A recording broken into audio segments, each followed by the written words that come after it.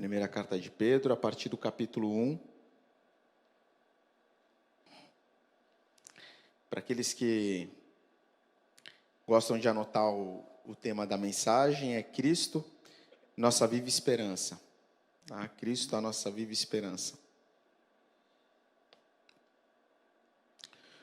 Todos acharam? Amém? Vamos orar? Senhor, te louvamos, Pai. Te agradecemos, Pai, porque a Tua palavra ela é viva, Senhor. Ela é poderosa. Ela tem poder para transformar o homem, Senhor. E ontem isso foi muito nítido aqui. Podemos ver, eu vi várias vidas sendo transformadas. Testemunho de homens e mulheres que foram transformados por Deus, Pai. E eu te louvo por isso. E eu posso presenciar realmente o Teu agir. E vejo que a Tua palavra ela é a verdade, Pai. E ela que nos dá condição para permanecer, Senhor. Então eu te peço, Senhor, em nome de Jesus, Pai. Leva as nossas mentes, ó Pai, cativa ao Senhor, Pai. Que nós possamos nos render a Ti por completo, Senhor. Fala aos nossos corações, Paizinho amado. Senhor, em nome de Jesus, usa a minha vida, Senhor. Tenha misericórdia de mim, Pai. Eu clamo, Senhor, Tu sabes o quanto eu sou falho, o quanto eu sou limitado e careço, Pai, da Tua misericórdia, Paizinho amado. Então eu te peço, Senhor amado, em nome de Jesus, Pai, que não seja eu, mas o Senhor falando à Tua igreja, Paizinho amado. Em nome de Jesus, Pai. Amém. Eu confesso que eu ainda tomei o zureta de ontem, porque a gente estava vindo numa pegada de quase não dormindo, ter que acordar cedo, e várias palavras, ministrações, cara, foi um momento assim muito louco. Eu confesso que às vezes ainda me pego pensando em alguns momentos específicos que aconteceram ontem, e aí minha mente fica meio a mil, e aí quando eu vejo que estou me perdendo, não sei se está assim também, Jadson. Enfim, mas vamos lá. 1 Pedro, capítulo 1, a partir do versículo 1. Pedro, um apóstolo de Jesus Cristo, aos estrangeiros dispersos por todo o Ponto, Galácia, Capadócia, Ásia e Bitínia, eleitos segundo a presciência de Deus, o Pai, através da santificação do Espírito, para a obediência e aspersão do sangue de Jesus Cristo, graça e paz vos sejam multiplicadas. Bendito seja o Deus e Pai de nosso Senhor Jesus Cristo, que, conforme a sua abundante misericórdia, nos gerou novamente para uma esperança viva, pela ressurreição de Jesus Cristo dentre os mortos, para uma herança incorruptível, imaculada e que não se desvanece, reservada nos céus para vós, que estais guardada pelo poder de Deus através da fé, para a salvação que já está pronta para ser revelada no último tempo. Aleluia. Glória a Deus por isso. Bom, vamos lá. Vamos um pouquinho no contexto. Essa primeira carta de Pedro, ela foi escrita mais ou menos por volta de 62 e 64 depois de Cristo, né? E ele escreve para cristãos que estavam espalhados ali entre as províncias de Roma, 5 províncias que é citada nesse texto. Geralmente, nós vamos ver as cartas, assim como nós podemos ver principalmente nas cartas de Paulo, nós vamos ver que as cartas elas são bem direcionadas, né? A Tessalonicenses, 1 Tessalonicenses, Colossenses, né? A igreja que está ali em Colosso. Mas essa carta de 1 Pedro é uma carta circular, é uma carta que ela tem um público específico. E quem é esse público específico que Pedro ele escreve? Ele escreve para cristãos que estavam sendo perseguidos, exatamente. E quem eram esses cristãos? Eram cristãos judeus, eram gentios, eram escravos. Esses eram os cristãos, eles estavam fugindo do quê? Da perseguição, que era algo muito comum na segunda parte do primeiro século, né? E a história, ela conta o seguinte, nessa época que era o imperador, era Nero, né? E a história diz o seguinte, que Roma, nessa época, ela incendiou, pegou fogo. Roma foi praticamente devastada por um incêndio. E aí os historiadores, eles se dividem pelo motivo do qual aconteceu esse incêndio. Alguns vão dizer que foi algo acidental, aconteceu lá no meio dos vilarejos, tal, e pegou fogo em tudo. Outros vão dizer que o próprio Nero, ele provocou esse incêndio, querendo construir uma nova Roma, como referência, né? E outros ainda vão dizer que foi o próprio Nero que incendiou Roma, querendo culpabilizar quem? Os cristãos. Por que motivo? Porque os cristãos ali, eles não se dobravam, eles não cultuavam Nero como que se fosse um deus, como que se fosse alguém importante, mais elevado. E então Nero, buscando essa autoridade, esse destaque no meio do povo, e vendo que os cristãos não se dobravam, ele pegou e arquitetou isso. Eu fico mais com essa parte, né? Porque eu acho que tem mais a ver com o texto e com aquilo tudo que nós vamos falar. Então ele vai e culpa os cristãos por isso. Então a gente está dentro aqui de um contexto, dentro de um cenário que Pedro, ele escreve uma carta para pessoas que estão sendo perseguidas por causa da sua fé e pela questão social.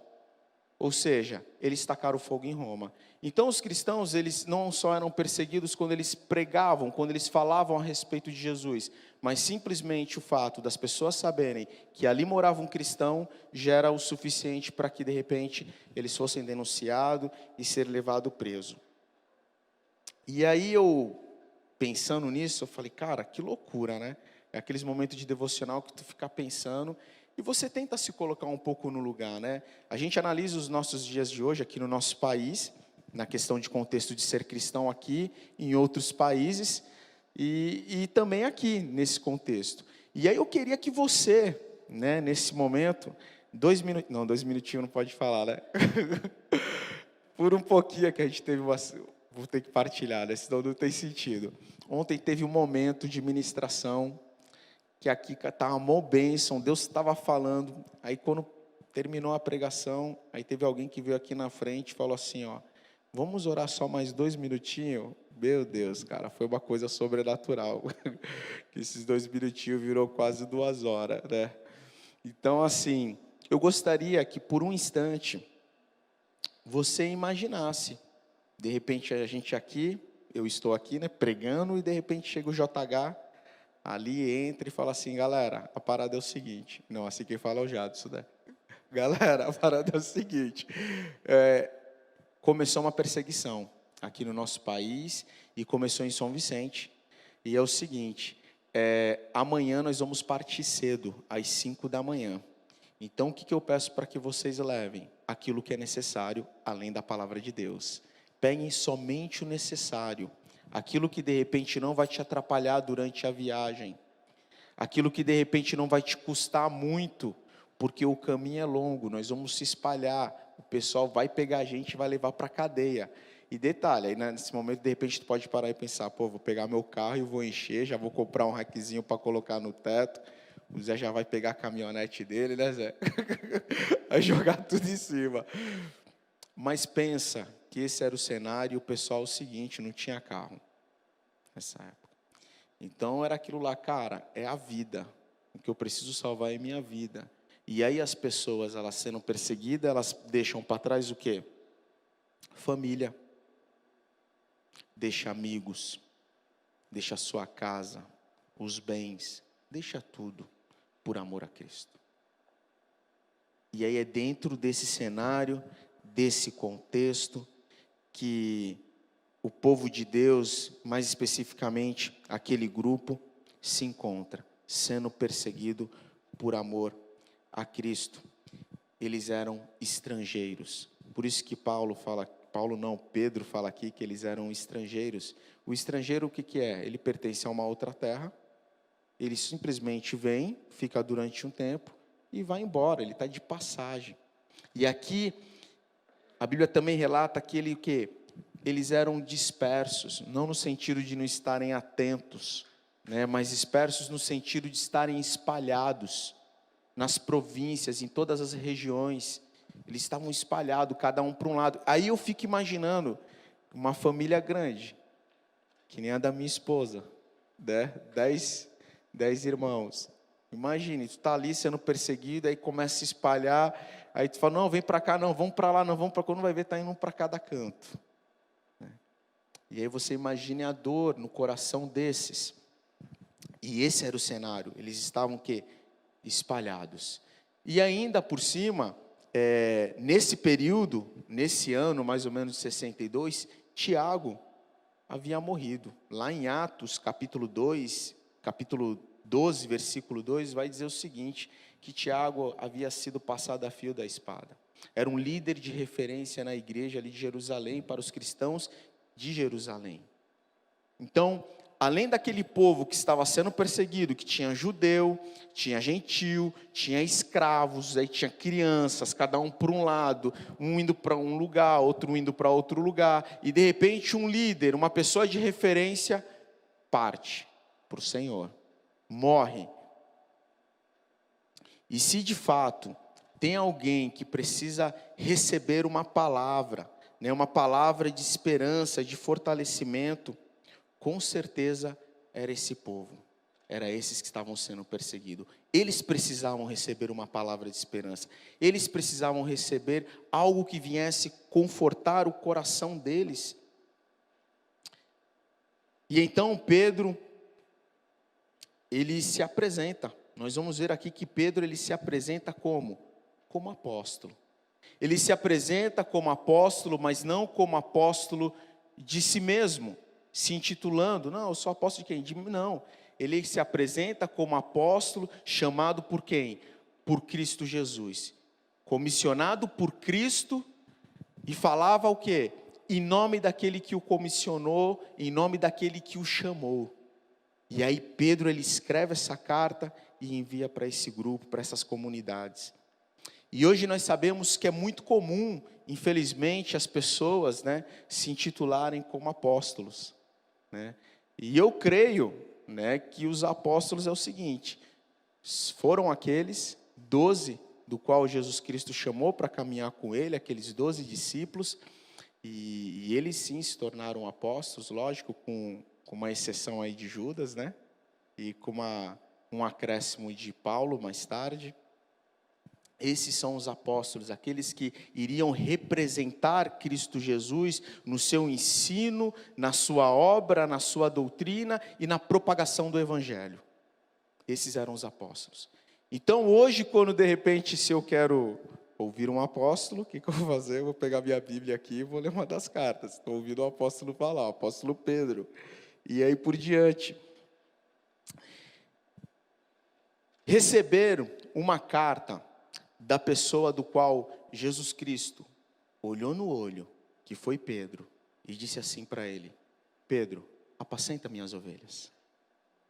É algo muito forte, Você recebeu uma carta de uma pessoa do qual Jesus Cristo olhou no olho e falou para essa pessoa, Pedro, apacenta minhas ovelhas. E o que nós podemos aprender aqui nesse trecho? Questão de referência. Nós precisamos ter boas referências.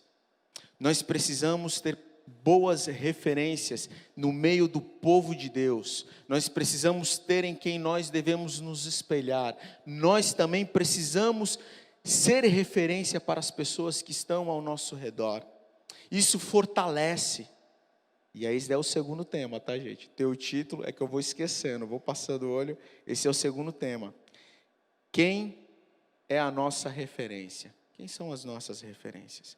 Pedro, ele era a referência. Então, a melhor pessoa que poderia estar escrevendo para esse grupo de pessoas era Pedro.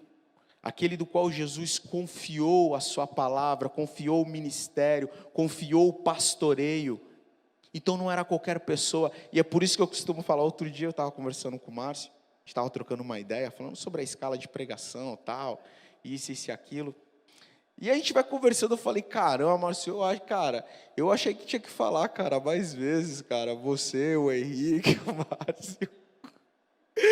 Aí ele pegou, Rodrigo, tá querendo fugir? Eu falei, não é, sabe o que é, cara? É que nesse momento de pandemia, eu falei para ele, nós precisamos de referência. Nós precisamos de referência. E infelizmente, cara, o mundo aí está cheio de más referências. Isso é no meio do povo de Deus e em todos os outros aspectos. Então eu digo o seguinte, JH, queremos ouvir você pregar, você é a nossa referência, JH. Então assim, é necessário a questão da referência, né? Precisamos de referência. E aí eu pergunto, você tem sido referência para as pessoas que estão ao seu redor? No seu trabalho, você é referência?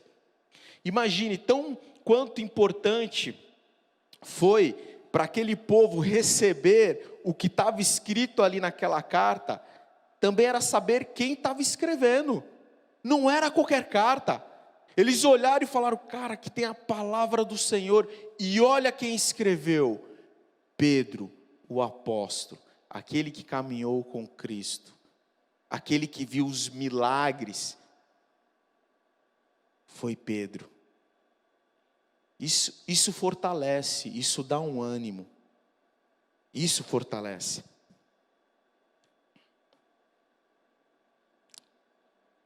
Uma vida de obediência, agora é outro ponto. Pedro, ele intitula esses cristãos como eleitos de Deus. Em algumas versões nós vamos ver escrito como escolhidos de Deus. E isso é muito forte, eu falo, caramba, eleito de Deus, cara. Traz uma força para as pessoas quando estão lendo. Podemos ver aqui nesse texto uma ação da Trindade, onde o Pai, ele elege as pessoas na sua presciência, onde o Espírito Santo, ele tem esse trabalho da santificação, e Cristo Jesus, através do seu sacrifício, a aspersão do seu sangue. Então nós podemos aprender aqui o seguinte, que o Pai, ele elege, ele nos escolhe, como filho. Ele nos escolhe como filho. E aí, é interessante, porque eu dando uma pesquisada, essa eleição, essa questão da escolha, ela tem um paralelo com a questão da adoção. Porque também nós somos adotados por Deus. Nós somos eleitos, somos adotados. Sabe por quê? Porque na eleição o Senhor, ele escolhe. E na adoção nós também escolhemos. E aí na lei romana diz o seguinte, que o filho natural, quando ele nascia, o cara nasceu. E imagine, hoje a gente tem como prevenir, né? Antigamente era assim, o cara saía para trabalhar, quando voltava do campo, olhava a mulher e falava, então, estou grávida. Daqui um tempo a mulher, estou grávida. Então, era aquela escadinha, né?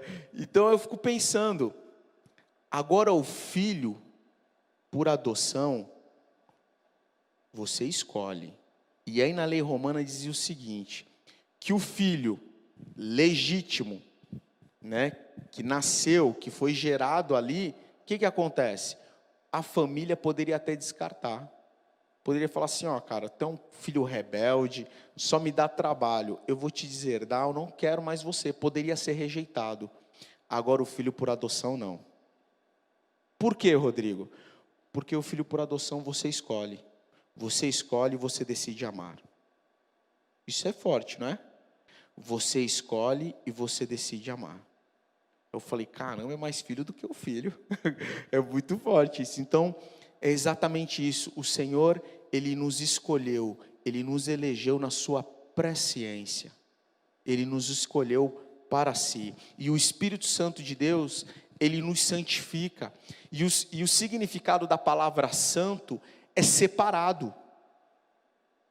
Então o Espírito Santo, ele nos separa do pecado para a obra de Deus. E o sangue de Cristo, ele nos purifica. O sangue de Cristo, na verdade, ele tem a missão, não só de nos resgatar e de nos regenerar, mas de restabelecer a nossa conexão com o Pai.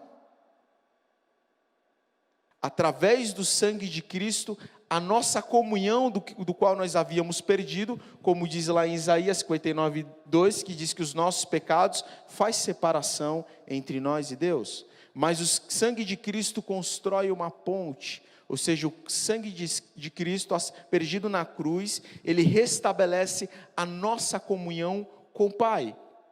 Mas para que tudo isso, Rodrigo? Deus, Ele nos elege, nos escolhe. Nós somos o quê? Santificados pela obra do Espírito Santo de Deus. Nós somos separados. E o sangue de Cristo, Ele restaura a nossa comunhão com Deus. Para quê? Para vivermos em obediência à sua palavra. Para vivermos em obediência à sua palavra. Essa obra o Senhor, Ele faz para que nós possamos viver em obediência a Ele, para que nós possamos não só viver uma vida de obediência, mas para que nós possamos viver uma vida de santidade, uma vida de louvor a Deus, que a nossa conduta possa glorificar a Deus. Obediência é uma característica dos servos, dos eleitos de Deus, daqueles que provaram uma verdadeira conversão em suas vidas. Porque viver em obediência, quando as coisas está tudo legal, é fácil, né? É fácil obedecer. E aí não adianta, eu ficava pensando nessa questão de filho, né?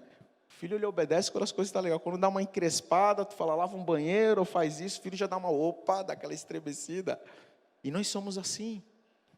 Ou seja, obedecer ao Senhor é fácil quando as coisas estão legais. Agora, como esses cristãos aqui que estavam vivendo esse momento de perseguição, e eles precisavam tomar uma decisão diante do Senhor. Ou eles iam renunciar à fé, ou eles iam falar o seguinte, cara, vou abandonar tudo por amor a Cristo, mas eu não vou negar Ele, eu vou continuar, eu vou fugir, eu vou para onde tiver que ir, mas eu não vou negociar a minha fé.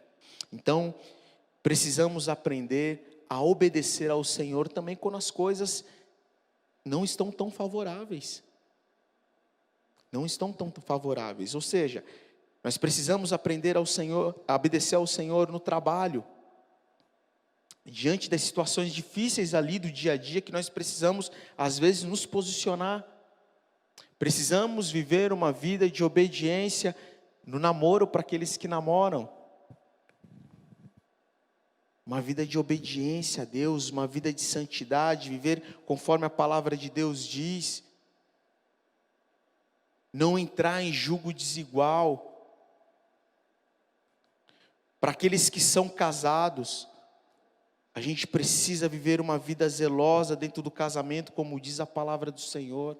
Precisamos viver uma vida de obediência a Deus e a sua palavra. Nós precisamos servir ao Senhor, nós precisamos pregar o Evangelho, nós precisamos aprender o quê? A amar, a perdoar, a promover a paz. Começa a ficar um pouco difícil, né? É muita coisa, Rodrigo. Eu pensei que obedecer ao Senhor era só vir para a igreja dia de domingo. Está vendo como as coisas dão uma incrementada?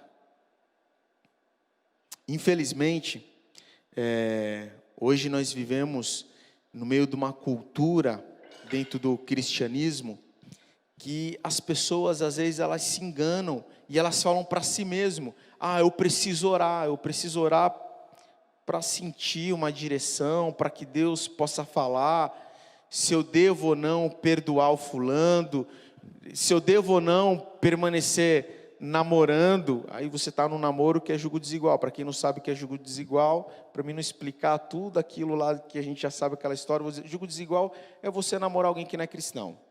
É isso. É não partilhar da sua mesma fé. Isso é julgo desigual. Porque uma hora é o seguinte, uma hora a corda arrebenta. Porque o namoro vai dizer que a pessoa tem que viver uma vida de santidade. E aí uma das partes que de repente não compreende muito isso, vai querer transar e tudo mais. Nós precisamos viver uma vida de obediência, de temor ao Senhor, de ter uma vida de relacionamento com Ele e a sua palavra. E às vezes nós nos perdemos querendo ouvir um direcionamento específico de Deus, e a gente fala para a gente mesmo, não, eu vou orar, se eu sentir da parte de Deus, eu perdoo o irmão. Se eu sentir da parte de Deus, eu vou ofertar.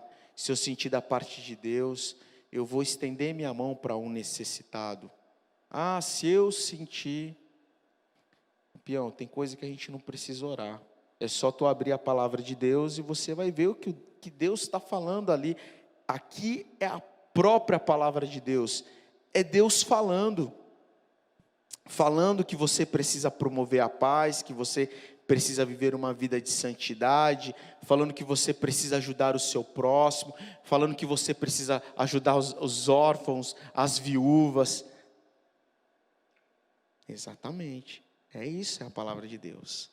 Temos uma viva esperança, é outro tema. Através da ressurreição de Jesus Cristo, fomos regenerados. Nascemos de novo, não só para andarmos em obediência à sua palavra, mas para termos uma viva esperança. Esperança essa que é garantida no sacrifício de Cristo Jesus e que nos leva até o trono da graça. E o que significa isso, Rodrigo? Que essa esperança em Cristo, que Ele vai retornar, ela é viva. E por que ela é viva? Porque ela não é essa esperança da qual muitas vezes nós conhecemos. Por exemplo, aquela esperança que às vezes as pessoas têm que o Palmeiras um dia vai ser campeão mundial. É uma esperança às vezes meio utópica, né? Aquela esperança, não, eu vou ser rico. Cara, quando eu falo de esperança da palavra de Deus, que fala que é uma esperança viva, é uma esperança que está fundamentada no sacrifício de Cristo, na sua ressurreição. É uma esperança que é encharcada, melhor dizendo, de fé. E o que é fé? É a certeza das coisas que não se veem. Essa é a esperança. Quando você tem a esperança em Cristo, é uma esperança que é certa, é a esperança que de fato vai acontecer. O nosso Cristo, o nosso Redentor, Ele voltará. O nosso Cristo, Ele voltará. E essa esperança que nós temos que ter, por mais que as coisas estejam difíceis, por mais que às vezes você testemunhar, ter essa vida correta, reta, que agrada ao Senhor, parece que está te sufocando o mundo. Porque o mundo está querendo engolir aquilo que de repente, não, isso daqui é o correto, já não é mais, porque está tudo distorcido, está tudo do avesso.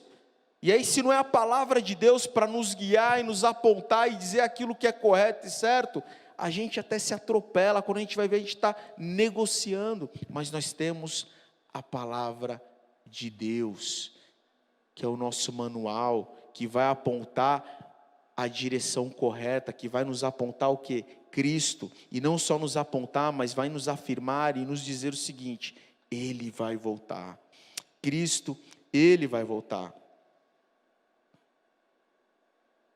Ele fala de uma herança incorruptível, imaculada e desvanecente. Opa, palavrinha difícil, mas vamos lá. Incorruptível por quê? Porque não se corrompe. Não se corrompe, não tem como ser adulterado. Não tem como, é incorruptível. Porque aonde está essa herança que é no céu, lá o pecado não entra. É algo incorruptível. Não tem como se corromper. É uma herança imaculada, fala de algo perfeito, puro, que não tem adulteração, é legítimo. Essa é nossa herança no Senhor. Algo que não desvanece, ou seja, não murcha. É interessante essa palavra, eu fui buscar porque é uma palavra que é nova para mim. E aí fala a respeito que quando o povo de Deus, né, eles tinham as colheitas, e aí vinha aquele vento, tipo noroeste, assim eu entendi, e como que estivesse murchando tudo aquilo, aquela colheita, que eles iriam colher de repente depois de 1 ou 2 dias, e eles perdiam tudo aquilo. E a nossa esperança em Deus, ela não desvanece, ela não murcha. Isso aí eu falei assim, uau, que coisa louca, né? Ou seja, é uma esperança que ela resiste ao tempo. Essa é a nossa herança. E Jesus Cristo, lá em João capítulo 14, versículo 2, vai dizer o seguinte. Jesus, ele fala que Ele ia preparar o que para nós? Morada. Ele ia preparar. Ele falou assim: eu vou ao Pai, vou lá, vou preparar, mas eu vou voltar. Eu vou voltar. E que nós possamos alicerçar a nossa esperança nisso, porque de fato, Cristo Ele voltará. Precisamos, como povo de Deus, como cristão, nós precisamos ansiar, desejar pela volta de Cristo, porque temos vivido de fato dias difíceis. Ou seja, quem aqui não tem a sua luta? Quem não tem a sua luta? Mas sabe qual que é o problema muitas vezes? Que nós não ansiamos, não desejamos pela volta de Cristo, porque nós estamos muito presos a esse mundo. Preso. Não quero fazer isso, não quero fazer aquilo, agora não fazer isso, vou fazer. Não que nós não devemos fazer, eu entendo que a pessoa tem uma galera que vai casar aí, né? Pessoal que vai casar, faculdade, trabalho. Eu entendo, são coisas naturais da vida. Mas que a gente não venha esquecer, que a gente não possa esquecer aonde fica a nossa pátria celeste. Nós somos estrangeiros aqui, galera.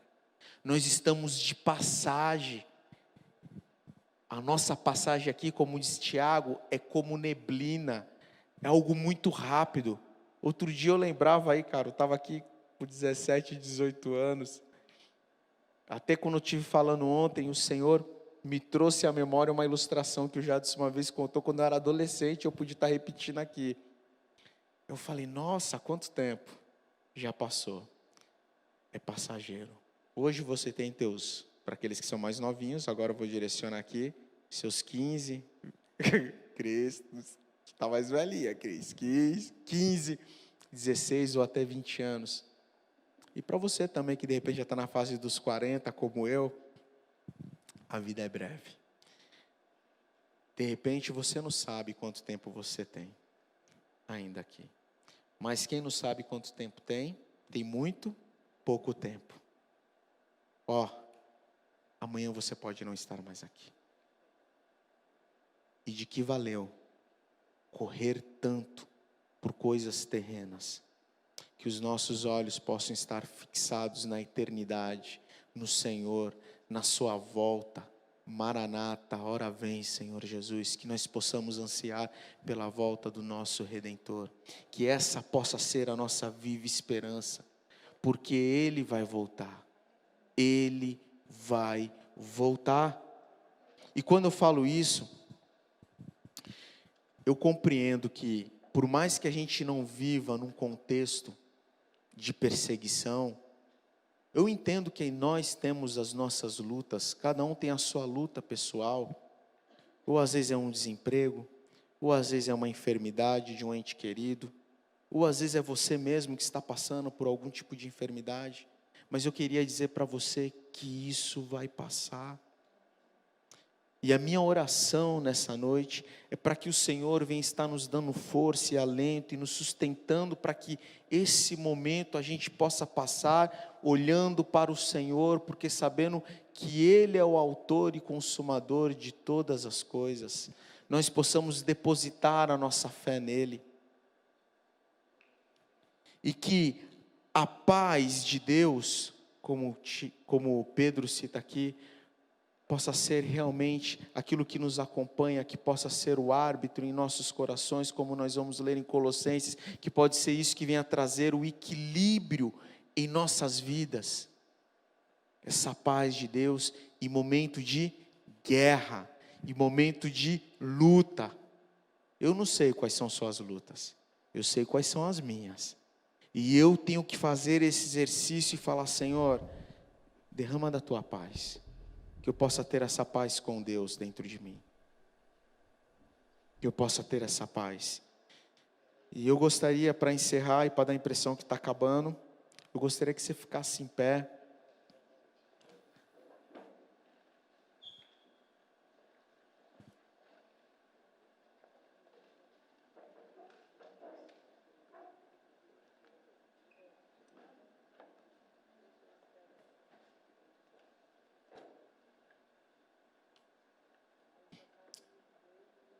Vamos orar, igreja. Pensa aí um pouquinho. Quais têm sido as tuas lutas? Quais têm sido as suas lutas? Quais têm sido os seus momentos de choro? Os seus momentos difíceis? Eu queria dizer para você, você é filho. Você é filho. Você é filha de Deus. O Senhor, Ele contempla o seu choro e a sua dor. E a minha oração nessa noite é que o Senhor venha estar te dando forças e te sustentando até aquele grande, maravilhoso dia que Ele vai retornar para buscar a sua igreja. Aleluia. Isso é certo, querido. Se a morte e a ressurreição de Cristo não aconteceu, é inútil a pregação do Evangelho. É inútil a nossa fé. Que nós possamos crer que um dia nós iremos partir com o nosso Deus, nós iremos ressuscitar com Ele, nós iremos como a igreja de Cristo, como a noiva. Que isso possa aquecer o seu coração, possa fortalecer a sua esperança nele. Que tudo isso aqui é passageiro. Esse momento de guerra e de luta que você está passando vai passar.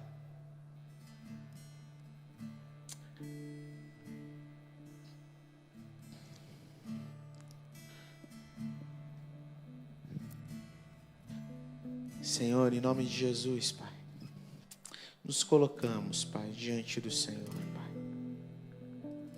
Apresentamos diante de Ti, Pai,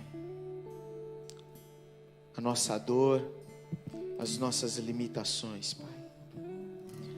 Ó Deus, mas eu também quero expressar, Senhor, esse Deus maravilhoso que nós temos, Pai, que está no controle de todas as coisas, Senhor, que toma os seus pelas mãos, que sustenta, que fortalece, que enxuga as lágrimas, que dá condições para aquele que se encontra abatido se reerguer e caminhar. Aleluia. Oh Deus, eu creio, Senhor, eu creio nessa viva esperança, Deus, que um dia o Senhor retornará para buscar a sua igreja, Paizinho amado. Pai, em nome de Jesus, Pai, eu clamo, Senhor, que o Senhor possa ir agora de encontro, Pai, aquele, Pai, que está sofrendo, aquele que está sentindo dores, ó Pai, na sua alma, Paizinho amado, porque já perderam a esperança, Senhor. Pai, em nome de Jesus, Senhor, que o Teu Santo Espírito, Pai, possa agora nesse momento, Pai, enviar o Teu consolo, Senhor, sobre medida, Pai. Em nome de Jesus, Espírito Santo de Deus, consola, Senhor, os Teus servos, ó Pai.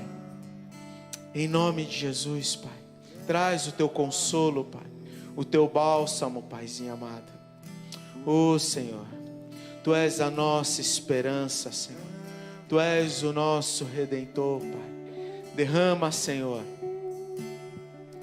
do Teu amor e da Tua paz, Senhor. A paz, Senhor, a paz que excede todo entendimento, Paizinho amado. A paz que traz o equilíbrio dentro de nós, Paizinho amado. A certeza, Pai, que o Senhor está no controle, Paizinho amado. Pai, imunda, Senhor, as nossas vidas, ó Pai, com Teu amor, Paizinho amado. Em nome de Jesus, Pai, derrama, Senhor, da Tua alegria, Pai, sobre a vida daquele que se encontra triste e abatido, Senhor. Em nome de Jesus, Pai, alegria da salvação, Paizinho amado. Em nome de Jesus, Pai, traz novamente, Pai, ao nosso coração, Pai, as Tuas promessas, Paizinho amado. Em nome de Jesus, Paizinho amado, ressuscita dentro de nós, Pai, as Tuas promessas, ó Pai. A certeza, Pai, que estamos em Ti, Pai, que somos do Senhor, que o Senhor blinda as nossas vidas, ó Pai. Ó Senhor amado, eu Te louvo, Pai, eu Te agradeço, Paizinho amado, porque o Senhor, Pai, é o nosso porto seguro. Obrigado, Senhor, porque o Senhor tem enviado o teu sustento, Pai, o teu alimento espiritual, Paizinho amado. Te louvamos, Senhor, por tudo aquilo que o Senhor tem feito em nosso meio, Pai, como igreja, como povo de Deus, Senhor. Em nome de Jesus, Pai. Amém, Senhor. Amém.